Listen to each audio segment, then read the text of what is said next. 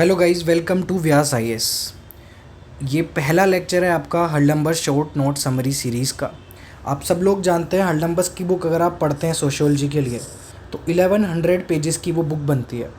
1100 pages पढ़ना sociology के लिए बहुत ही मुश्किल होता है और रिवीजन के लिए और भी मुश्किल होता है। तो इस प्रॉब्लम से निपटने के लिए हम लोग लाए हैं हडलंबस की ग्राफिक समरी। ग्राफिक समरी के अंदर आप लोगों को पढ़ने में इंटरेस्ट भी आएगा, क्योंकि हडलंबस जिस तरीके से बल्कि बुक है तो पढ़ते पढ़ते आप बीच में बोर भी हो जाते हैं। तो ये 200 पेजेस की पूरी हमने समरी बनाई है, जिसको हम 8 से 10 लेक्चर में कवर करने की कोशिश करेंगे। लेक्चर इसलिए ज़रूरी है क्योंकि जो बिगिनर्स हैं या जिनको हडलंबस ढंग से समझ में नहीं आती, वो समरी के ज़रिए, लेक्चर्स के ज़रिए और अच्छे से समझ पाएंगे। ठीक है, तो हम लोग बिल्कुल शॉर्ट टाइम में अच्छे से हडलंबस को समझने की कोशिश करेंगे ताकि आपकी सोशियोलॉजी में ये जो गैप रह जाता है हडलंबस को पढ़ने का, वो कवर हो जाए। इस वीडियो को अच्छे व्यूज़ मिलते हैं, अगर 1000+ व्यूज़ आते हैं तो नेक्स्ट लेक्चर भी जल्दी ड्रॉप होगा। यानी कि अगर अच्छे व्यूज़ आते हैं तो मैं रेगुलरली ये वीडियोस बना दूंगा और उसके बाद हम रिजर्व भी कवर करेंगे। ठीक है, चलिए हडलंबस की बात करते हैं। तो पहला जो हमारा इंट्रोडक्शन चैप्टर 1 है वो है सोशियोलॉजी के ऊपर। सोशियोलॉजी के बेसिक, सोशियोलॉजी का क्या स्कोप है, सोशियोलॉजी क्या होती है। ठीक है, तो sociology is one of the social science that attempts to explain and understand the behaviour of human beings in society. Sociology एक तरीके का सोशल साइंस है जिसमें इंसान के, ह्यूमन बीइंग के बिहेवियर को एक्सप्लेन और अंडरस्टैंड की जाने की कोशिश होती है। किसी भी इंसान में जैसा वो बिहेवियर कर रहा है तो उसको ऐसे इंडिविजुअल मेंटल स्टेट की बताने की बजाय सोशल कंटेक्स्ट में बताया जाता है।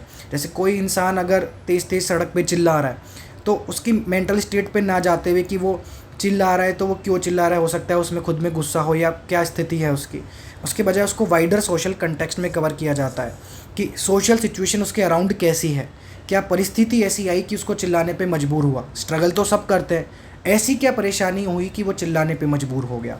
तो जब हम किसी भी इंडिविजुअल सिचुएशन को सोशल कंटेक्स्ट में कवर करने की कोशिश करते हैं तो उसको, उसका जो काम आता है फिर वो सोशियोलॉजी का काम आता है। ठीक है, अब बेसिक से एकदम कि कैसे क्या शुरू हुई चीज़ें, कुछ चीज़ें हम पढ़ेंगे। जैसे 1970s 1980s में ब्राउन और हैरिस नाम के रिसर्चर थे, तो उन्होंने ये बताया कि वुमेन में जो डिप्रेशन होता है वो depression can not be explain in terms of psychological problems, instead it was triggered by difficult social circumstances. ठीक है, इन रिसर्चर्स ने ये बताया कि वुमेन कोई सुसाइड कर रही है, डिप्रेशन में अगर है, तो उनकी साइकोलॉजिकल प्रॉब्लम नहीं है, वो उससे आप एक्सप्लेन नहीं कर सकते कि एक एक वुमेन की साइकोलॉजिकल स्थिति क्या होगी जो डिप्रेशन में जा रही हैं। लेकिन अगर हम देखें कि एक सोशल सर्कमस्टेंसेस इस तरीके से क्रिएट हुए कि पैटर्न बन रहा है कि ये सोशल सर्कमस्टेंसेस होते हैं तो सुसाइड या डिप्रेशन ज़्यादा देखने को मिल रही है। और सुसाइड पर सबसे अच्छी स्टडी डरकाइम ने की थी। आप लोगों ने अगर थोड़ी भी सोशियोलॉजी पढ़ी होगी तो डरकाइम के बारे में तो पढ़ा होगा। इन्होंने तो पूरा इस पर सोशल रिसर्च करके, अपनी पूरी रिसर्च लगा के पैटर्न जानने की कोशिश करी कंट्रीज़ के बीच में, ग्रुप्स के बीच में, कि सुसाइड किस ग्रुप में ज़्यादा होती है, किस कंट्री में ज़्यादा होती है, क्यों होती है। पढ़ेंगे हम इनके चैप्टर में। तो पूरे सोशल फैक्टर्स का अंदाज़ा इन्होंने लगाने की कोशिश की। ठीक है, act of murder two is strongly influenced by social factors. कोई अगर मर्डर भी हो रहा है किसी का, या मर्डर करने वाला जो है वो कोई ना कोई सोशल फैक्टर से इन्फ्लुएंस है। हो सकता है वो पॉवर्टी में हो सकता है वो खुद उस फैक्टर से उसको एक्सपीरियंस हो उस चीज़ों का, वो खुद उस ट्रॉमा से निकला हो। तो कुछ सोशल फैक्टर कुछ उस इंसान के अराउंड ऐसे बन जाते हैं कि वो ऐसी स्थिति करने पे मजबूर हो जाता है। ठीक है, तो वो आप पे डिपेंड करता है कि कौन सा सोशल ग्रुप के साथ आप रहते हो और कौन सी सोशल कंडीशन आपके साथ है। जैसे आप जो अपने बड़े बुजुर्ग कहते हैं कि संगत मैटर करती है, कि संगत किसी इंसान की कैसी है। तो वही ये चीज़ है ओवरऑल, कि संगत पहचानने की कोशिश है सोशियोलॉजी, कि वो इंसान कौन से सोशियोलॉजिकल कंटेक्स्ट में या कौन सी सोशल ग्रुप में, कौन सी सोशल सिचुएशन में था कि वो मर्डर करने पे मजबूर हो गया। उसको पहचानना, उस कंडीशन को, उस सोशल ग्रुप को, उस सोशल पैटर्न को सोशियोलॉजी कहते हैं। समझ आया? कल्चर एंड सोशलाइजेशन, नॉर्म, सब कल्चर एंड आइडेंटिटी। देखो, सोशियोलॉजी जब हम पढ़ते हैं ना तो कल्चर, सब कल्चर, आइडेंटिटी, ये जो है घूमते रहते हैं, टर्म्स हर चैप्टर में आते रहते हैं। तो इनको समझना बड़ा आसान होता है और इनको समझना बड़ा इम्पोर्टेंट भी होता है। Culture determines how members of society think and feel. Culture क्या होता है, मैं आपसे पूछूं कल्चर क्या होता है। तो जिस सोसाइटी के मेंबर, कोई भी इंसान जो जिस सोसाइटी में रह रहा है, वो सोच कैसे रहा है और फील कैसे कर रहा है, वो कल्चर होता है। अगर आप इंडिया में हैं, इंडिया में भी आप किसी एक स्टेट में जाके अलग फील करते हैं, दूसरे स्टेट में जाके आप अलग फील करते हैं, ठीक है। आप अपने घर पे अलग फील करते हैं, ऑफिस में अलग फील करते हैं।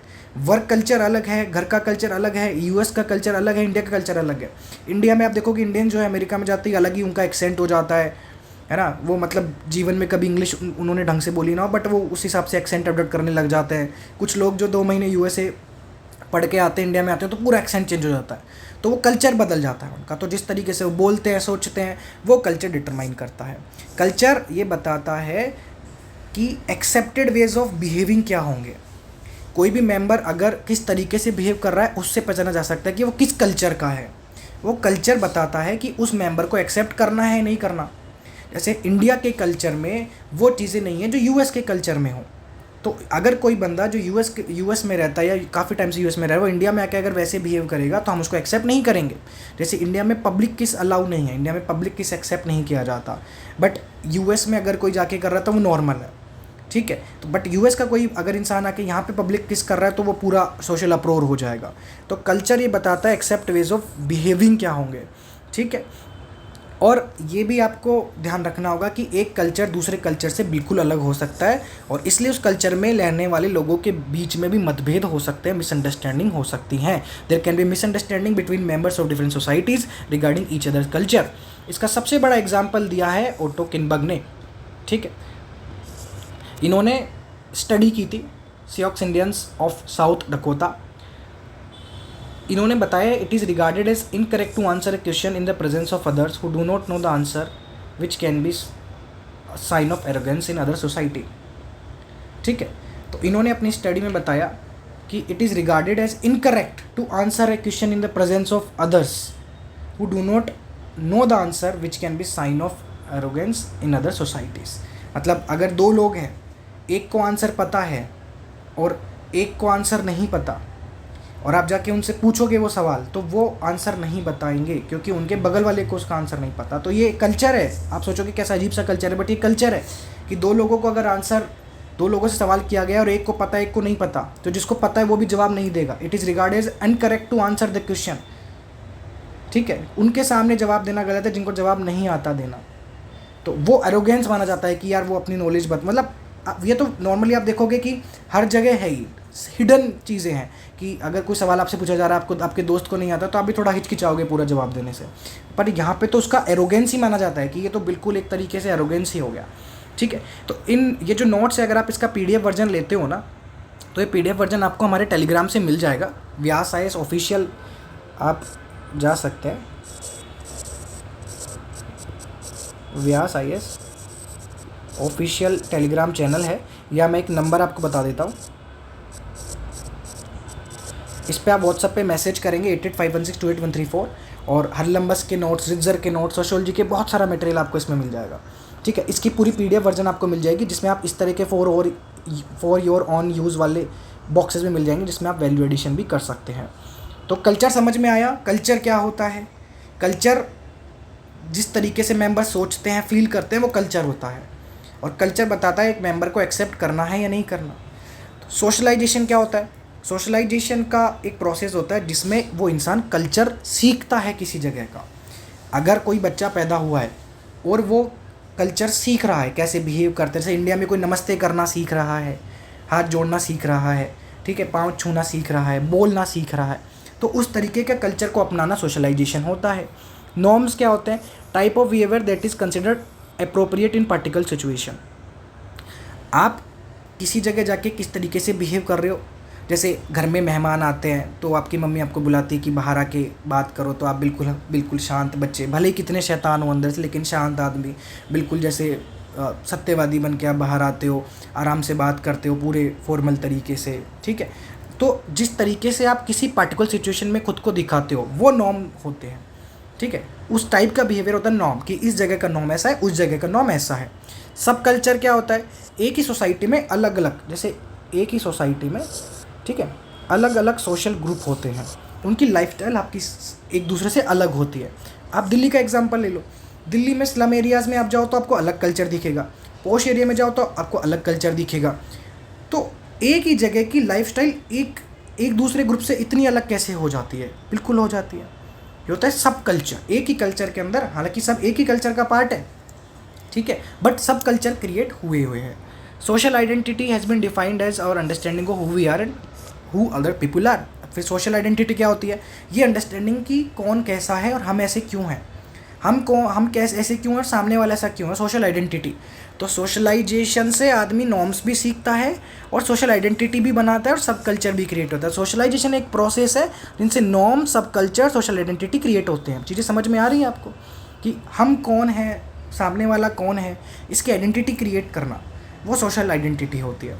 अब सोशल डिवीज़न क्या होता है? तो जियोफ पाइन ने सोशल डिवीज़न बताया है, दो substantial differences between people that run through out the society. बस वही सोशल डिवीज़न की जो डिफरेंसेस है आपके बीच में, मेरे बीच में, किसी और के बीच में, ठीक है, जो डिफरेंसेस क्रिएट हो रहे हैं, नॉर्थ इंडियन, साउथ इंडियन, एक ही सिटी के अंदर अलग अलग ग्रुप्स बने हुए हैं, तो सोशल डिवीजन्स जो होते हैं, मतलब बहुत बेसिक चीज़ें, आपको समझ आ रहा है। अब इसको पढ़ने के लिए जब आप हरलम्बस की आप बुक पढ़ते हो ना, तो यहाँ तक पढ़ते पढ़ते तो आप बिल्कुल बोर हो जाओगे, क्योंकि कई तरह की चीज़ें ऐसी दे रखी है जो आपके एग्जाम के लिए रिलेवेंट नहीं है। इस लेक्चर में मैं वो चीज़ें बता रहा हूँ जो आप डायरेक्टली एग्जाम में जाके लिख सकते हो। From society to society culture and norms also change over time. Time के साथ कल्चर और नॉर्म्स चेंज हो जाता है। आज का आप कल्चर देखो, पहले का जो कल्चर था, आज का कल्चर देखो इंडिया का कितना बदल चुका है। पहले के बच्चे और आज के बच्चों में कितना फ़र्क है, ठीक है। मैं आज जिस उम्र में बच्चे फ़ोन चला लेते हैं और बिल्कुल गेम्स वगैरह खेल लेते हैं, AI, चैट GPT सब सीख रहे हैं, उस उम्र में अगर कोई 10 साल पहले बच्चा होता तो मिट्टी खाता हुआ, बस उसको मिट्टी खानी आती। लेकिन आज 6 साल 7 साल का कोई बच्चा है, 8 साल का कोई बच्चा है, तो वो फ़ोन चलाना सीख रहा है, सब कुछ उसको आ रहा है। तो सोसाइटी में कल्चर और नॉर्म्स बदल जाते हैं, नई टेक्नोलॉजी से भी नई तरीके की बिहेविंग आती है। अब वो डिपेंड करता है चेंज के फैक्टर क्या है। यहाँ पे तो जैसे एग्जांपल में टेक्नोलॉजी है, टेक्नोलॉजी से भी चेंज होता है, एसिमुलेशन से भी चेंज होती है, सोसाइटी में चेंज होता है, सोशल चेंज होता है, उसके फैक्टर्स बहुत सारे होते हैं, बट सोसाइटी स्टेगनेंट नहीं होती, सोसाइटी बदलती रहती है। आपने भी आसपास अपने देखा होगा, ठीक है। रिच लॉन्ग, अब रिच लॉन्ग की बात हो रही है, इन्होंने काफ़ी सारे इंटरव्यूज़ किए ये पढ़ने के लिए कि नॉर्वेजियन जो टीनेजर्स हैं, नॉर्वे में जो टीनेजर्स हैं, उनमें कैसे यूज़ हो रहा है फ़ोन। वहाँ पे उन्होंने पता लगाया कि उन्होंने खुद का ही अपना नॉर्म क्रिएट कर लिया फ़ोन्स में। For example, the teenagers frowned upon their peers who talked into their mobile phones loudly and ostentatiously in public places if they are making important business calls. Most of the teenagers conform to this norm and use their phones discreetly. मतलब एक culture वहाँ पे बन गया कि कोई तेज़ बात नहीं करेगा किसी के सामने फ़ोन पे। ये शो मत करो कि तुम बहुत बड़े बिजनेसमैन हो, है ना। ऐसा होता है ना कि कोई अपने सामने अपना, अगर कोई फ्रेंड वगैरह होता है, बहुत तेज़ बात करने लग जाता है फ़ोन पे कि ये ऐसे क्यों वैसे क्यों, तो हम बोलते हैं कि तू ज़्यादा सेठ बन रहा है क्या। तो वो इसलिए बोलते हैं अपन कि क्या मतलब, क्या दिखाना क्या चाहता है, शो ऑफ क्यों कर रहा है। तो रिच लॉन्ग ने ये नॉर्वे में पता लगाया, तो ये तो हम सब जगह ही है, बट यहाँ पे इन्होंने इंटरव्यूज़ से ये चीज़ देखी कि हाँ ये चीज़ तो सच में है। ये अपने ही रूल्स वो क्रिएट कर रहे हैं कि फ़ोन पे कैसे बात करना है, दोस्तों के सामने कैसे क्या रहना है, ठीक है। तो बेसिक समझ में आया आपको अब तक का क्या हम पढ़ रहे हैं, सोसाइटी क्या होती है, कल्चर क्या होता है, सब ग्रुप क्या होता है। सोसाइटी चेंज होती रहती है, चेंज होने के भी बहुत सारे फैक्टर्स होते हैं, कल्चर अलग अलग होता है सबका। बहुत सिंपल चीज़ें हैं, तो मुझे लगता नहीं है कि आपको पता नहीं होंगी। तो सोशोलॉजी बस यही है, सिंपल ही है। ज़बरदस्ती 1100 पेजेस की बुक बस एकेडमिक पर्पज़ से बना रखी है हम लोगों के लिए, तो कंटेंट 250 पेजेस का इसमें सफिशिएंट है। अब ह्यूमन सोसाइटी डेवलप हुई है, पहले से डेवलप हुई है, हाँ या ना, हुई है ना। तो डेवलप होती है तो पहले की सोसाइटी और आज की सोसाइटी में फ़र्क भी होगा कि नहीं होगा। तो क्या फ़र्क है, प्री मॉडर्न सोसाइटी थी और आज की सोसाइटी होती है modern industrial state. Pre modern society कौन सी होती है, वो सोसाइटी जहाँ पे हंटिंग होती थी, गैदरिंग होती थी, पास्टोरल एग्रीगेरियन सोसाइटीज़ होती थी, नॉन इंडस्ट्रियल सिविलाइजेशन होते थे, ठीक है। तो उस टाइम पे जब वो आदि मानव रहते थे, जो शिकार करने वाले लोग रहते थे, हंटिंग गैदरिंग हो रही है, एग्रीगेरियन सोसाइटीज़ है, खेती हो रही है, इंडस्ट्रियलाइजेशन अभी नहीं आया है, फायर का यूज़ करना वो सीखे, उसको कहते हैं प्री मॉडर्न सोसाइटी। तो जो गिडेंस है आपके, गिडेंस एक बहुत बड़े सोशियोलॉजिस्ट है जिनके बारे में हम आगे पढ़ेंगे, और आपने अगर सोशियोलॉजी थोड़ी बहुत भी पढ़ रखी है तो आपको पता होगा। इन्होंने ये 3 टाइप की सोसाइटी बताई है कि एक तो ये होती है सोसाइटी, एक ये होती है और एक ये होती है, ठीक है। अब ली एंड न्यूबाई, ये भी एक सोशियोलॉजिस्ट है, इन्होंने बताया कि सोसाइटी इससे ट्रांसफॉर्म होके ये 4 फीचर लेके आए। एक तो इंडस्ट्रियलिज्म में इंडस्ट्रीज आई है, कैपिटलिज्म में कैपिटल आई है। कैपिटल, पहले कैपिटल नहीं होती थी ना, कैपिटल नाम की चीज़ ही नहीं होती थी भाई। जो शिकार करने वाले लोग हैं वो कैपिटल लेके क्या करेंगे, वो जानवर के पास ये तो जाके जाएंगे नहीं कि लो मुझे मैं आपको शिकार बनाना चाहता हूँ, ये पैसे ले लो। है ना। कैपिटल कैपिटल आई है, कैपिटल से बहुत चीज़ें डेवलप होने लगे, कैपिटल से क्रेडिट आया, क्रेडिट से करेंसी, बहुत चीज़ें आई। अर्बनिज़म आया, पहले अर्बन रूरल नाम की कोई चीज़ नहीं होती थी, अब अर्बनिज़म आया, ठीक है। लिबरल डेमोक्रेसी आई है, पहले डेमोक्रेसी नाम की कोई चीज़ नहीं होती थी, एक लीडर होता था, सरदार होता था ग्रुप का, ट्राइबल ग्रुप का। अब तो डेमोक्रेसी है, इलेक्शंस हैं, अब तो वोटिंग भी होती है, सब होता है, ठीक है। तो ये जो 4 चेंजेस आए हैं ना, इंडस्ट्रियलिज्म, कैपिटलिज्म, अर्बनिज्म और लिबरल डेमोक्रेसी, ये जो 4 चेंजेस आए हैं, इसको कहते हैं ईरा ऑफ मॉडर्निटी। और किसने बताया ये? ली एंड न्यूबाई। ये ध्यान रखना कि स्कॉलर का नाम तो आपको याद रखना ही है किसी भी हालत में, स्कॉलर का नाम किसी भी हालत में आपको याद रखना है, और वही आपको एग्जाम में लिखना है। जीएस के आंसर सोशियोलॉजी, अब देखो ह्यूमन सोसाइटी है, इस पर क्वेश्चन तो सीधे सीधे GS 1 में भी आपके आ सकता है, बट अगर सोशियोलॉजी में भी आता है तो आप कैसे अलग दिखाओगे कि सोशियोलॉजी का आंसर है? तो उसके लिए सोशियोलॉजी के स्कॉलर, सोशियोलॉजिकल टर्म्स आपको यूज़ करनी पड़ेंगी, तो वो उसके लिए ये शॉर्ट नोट्स बहुत आपके काम आएंगे। Modernity involves a belief in the possibility of human progress, national planning to achieve objectives, ठीक है। मॉडर्निटी में क्या होता है? मॉडर्निटी में ये 4 फीचर तो होते ही जो होते हैं, और क्या होता है? ह्यूमन प्रोग्रेस में बिलीफ होता है कि हाँ, ह्यूमन प्रोग्रेस कर सकता है, इंसान चांद पे जा सकता है। वो समय आ सकता है जब इंसान डेथ को भी अवॉइड कर सकता है, वो समय आ सकता है कि इंसान और अच्छे से प्रोग्रेस और सिविलाइज्ड हो सकता है। ऑब्जेक्टिव को अचीव करने के लिए रैशनल प्लानिंग है। रैशनल प्लानिंग मतलब जैसे इंडिया में अगर कोई प्लानिंग हो रही है तो प्लानिंग करने वाले, बनाने वाले, इम्प्लीमेंट करने वाले अलग है, ऑर्गेनाइजेशंस हैं, नीति आयोग है इम्प्लीमेंट करने के लिए, आपके जो आपके ऑफिसर्स हैं, ठीक है। तो ये चीज़ आज की मॉडर्निटी के फीचर है। और believe in superiority of rational thought over emotion. आज हम रीजन पे विश्वास करते हैं, लॉजिक पे विश्वास करते हैं। कोई भी हमारे सामने आके कुछ भी बोल जाता है तो हम बोलते हैं ना कि भाई कुछ भी बोल रहा है, लॉजिक तो हो तेरी बातों में, कुछ रीजन तो हो। तो वो इमोशन वाली बातें नहीं रह गई हैं, अब लॉजिक और इंसान रीजन पे चलता है कि आप बोल रहे हो तो उसके पीछे रीजन होना चाहिए, ठीक है। Ability of technology and science to solve human problem, ये तो है ही। अब जितनी टेक्नोलॉजीज़ आ रही हैं वो ह्यूमन प्रॉब्लम्स को सॉल्व करने के लिए आ रही हैं। नैनो टेक्नोलॉजी, बायोटेक्नोलॉजी, जो भी इंसान टेक्नोलॉजी डेवलप कर रहा है ह्यूमन प्रॉब्लम को सॉल्व करने के लिए कर रहा है। अभी तो ये टेक्नोलॉजी भी बन रही है कि ह्यूमन डेथ को कैसे अवॉइड करना है कम्प्लीटली, ठीक है। Belief in ability and rights of humans to shape their own life, ठीक है, कि इंसान खुद के ज़िंदगियों को चेंज कर सकता है, इंसान में वो राइट और एबिलिटी है कि वो खुद की ज़िंदगी चेंज कर सकता है। ये पॉलिटिकल डायमेंशन है कि इंसान अपनी लाइफ चेंज कर सकता है। Reliance upon manufacturing industry to improve living standard. तो आप मान के चलो, अगर ह्यूमन सोसाइटी के डेवलपमेंट पे सवाल आता है ना, तो जितने वर्ड्स मैंने अभी तक बोले हैं, जितनी चीज़ें अपन ने एक स्लाइड में दिखी हैं ना, वो स्लाइड सफिशिएंट है आपके 150 वर्ड का आंसर बनाने के लिए। और 250 वर्ड्स का है तो थोड़ा सा और आप लिख लोगे तो भी काम हो जाएगा, जो आगे हम पढ़ेंगे। जैसे पोस्ट मॉडर्निटी आती है, एक होता है प्री मॉडर्न, ठीक है, एक तो हमने पढ़ा अभी pre modern society. Pre modern कौन सी? हंटिंग गैदरिंग वाली, एग्रीगेरियन सोसाइटीज़ वाली, ठीक है। मॉडर्न सोसाइटीज़ में क्या पढ़ा अपन ने? इंडस्ट्रियलाइजेशन, अर्बनाइजेशन, डेमोक्रेसी, वोटिंग, ठीक है, साइंस एंड टेक्नोलॉजी। अब एक और सोसाइटी होती है इसके बाद जो आती है वो है पोस्ट मॉडर्निटी सोसाइटी। अभी हम पढ़ रहे हैं सोसाइटी के टाइप्स, क्योंकि सोशियोलॉजी में हमें समझना पड़ेगा सोसाइटी किस टाइप की होती है। तो पोस्ट मॉडर्निटी क्या होता है?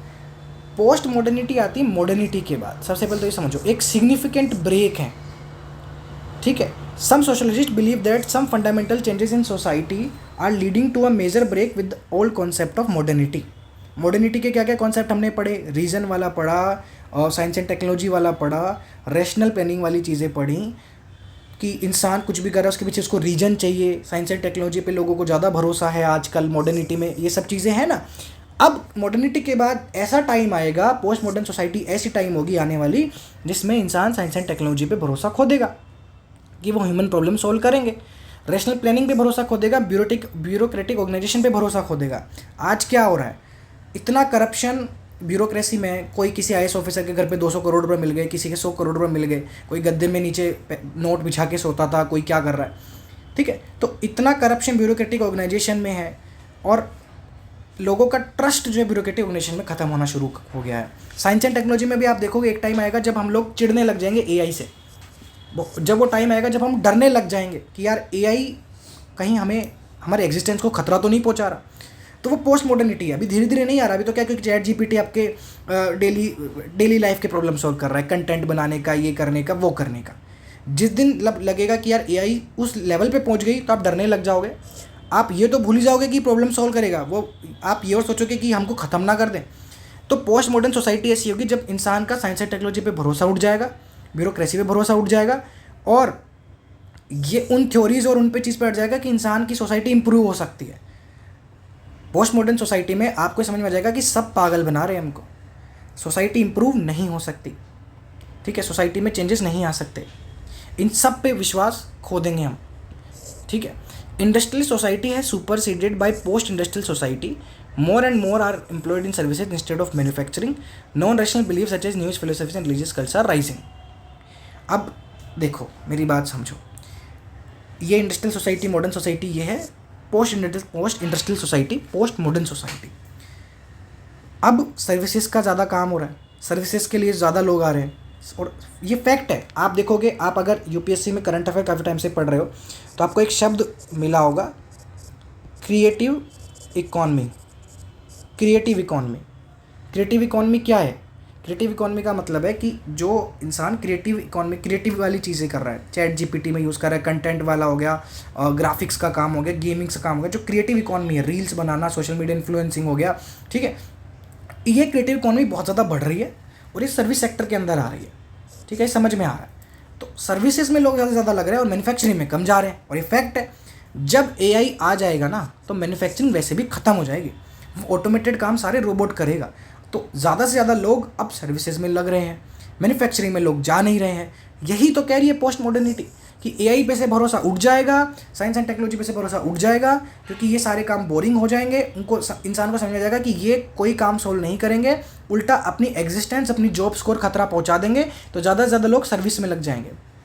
और इंसान की एग्जिस्टेंस को बचाने के लिए फिर वो नई नई फिलोसफी विश्वास करने लग जाएंगे, नई नई नॉन रैशनल बिलीफ्स पे विश्वास करने लग जाएंगे, रिलीजियस कल्ट आने लग जाएंगे। रिलीजियस कल्ट जैसे आज भी आप देखते हो, मैं नाम नहीं लूँगा, यूट्यूब पे बहुत सारे सेंट हैं, किसी भी रिलीजन के हो, वो बहुत फेमस हो रहे हैं, और इसमें कुछ गलत नहीं है। इंसान अगर किसी को फॉलो कर रहा है, सुन रहा है, तो गलत नहीं है, बट इतने ज़्यादा नंबर में राइज कर रहे हैं कि जितना साइंस एंड टेक्नोलॉजी डेवलप हो रहा है उतना ही आपके रिलीजियस कल्ट भी राइज कर रहे हैं कि वो बाबा फेमस हो रहे हैं, ये बाबा फेमस हो रहे हैं, और वो ठीक है, कोई गलत नहीं है उसमें अगर कोई किसी को फॉलो कर रहा है, बट जिस नंबर से वो राइज कर रहे हैं उसके पीछे कारण क्या है कि हमारा विश्वास उठ गया। हमें ये समझ में आ गया है कि इंसान जो है वो खुश नहीं रह सकता। जैसे मैं कह रहा हूँ ना, ये वाली थ्योरी कि पहले तो सोचता था इंसान कि यार ये साइंस एंड टेक्नोलॉजी ये प्रॉब्लम सॉल्व कर देगी, वो सॉल्व कर देगी। अब आज इसरो किस लेवल पे पहुँच गया पता है आपको, लेकिन गरीबी गई।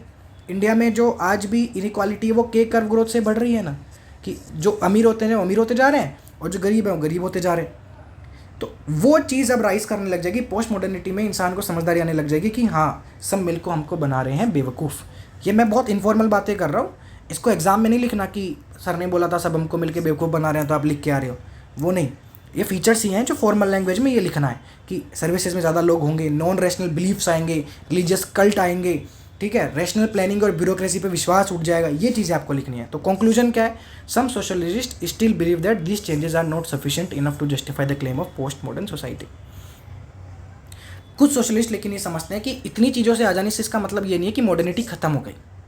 अगर रिलीजियस कल्ट भी आ रहा है, सर्विसेज भी ज़्यादा आ रहे हैं, सर्विस सेक्टर ज़्यादा बढ़ रहा है, उसका मतलब ये नहीं है कि मॉडर्निटी खत्म हो गई और पोस्ट मॉडर्निटी आ गई। वो तो कुछ बिलीव्स हैं, कुछ सोशलिस्ट ने बोल दिया है। अभी और हमें एविडेंस चाहिए ये समझने के लिए कि पोस्ट मॉडर्निटी आ गई है। अब ज़्यादा नहीं सोचना, सोशियोलॉजी में बोल दिया किसी ने, उसको लिख के आ जाओ कि हाँ भैया इसने ये बोला था, इसने ये बोला था, मॉडर्न सोसाइटी वालों ने ये बोला, ये फीचर्स हैं, पोस्ट मॉडर्निटी ने ये बोला, और कंक्लूजन में बैलेंस आंसर लिख के आना है कि अभी भी जरूरी नहीं है पोस्ट मॉडर्निटी आई है। बस समझ आया?